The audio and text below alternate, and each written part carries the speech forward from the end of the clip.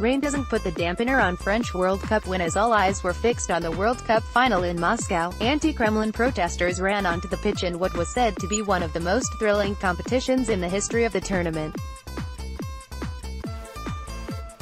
As France beat Croatia 4-2 to take the win, 4 people staged a pitch invasion in protest to illegal arrests in the country. During the 52nd minute, the group emerged at one end of the field at Luzhniki Stadium, with one making it to the center circle before they were tackled by security.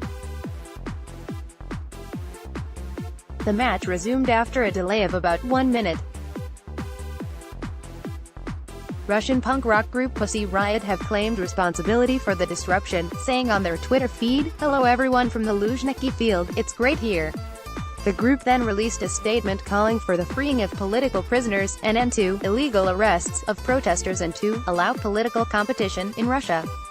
Their statement also referenced the case of Oleg Sentsov, a vocal opponent of Russia's annexation of Crimea from Ukraine in 2014, who was sentenced in 2015 to 20 years for conspiracy to commit terror acts.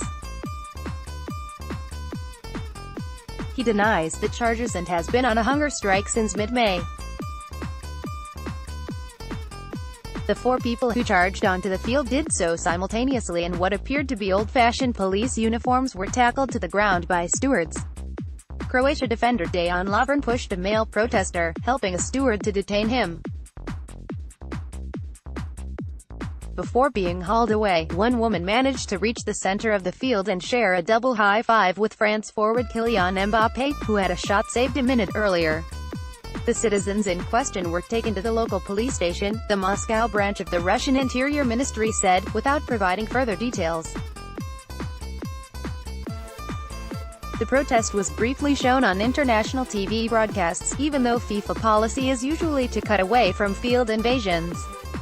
Pussy Riot first rose to global prominence with their daring outdoor performances critical of Russian President Vladimir Putin in 2012 that sent 2 members to prison for nearly 2 years.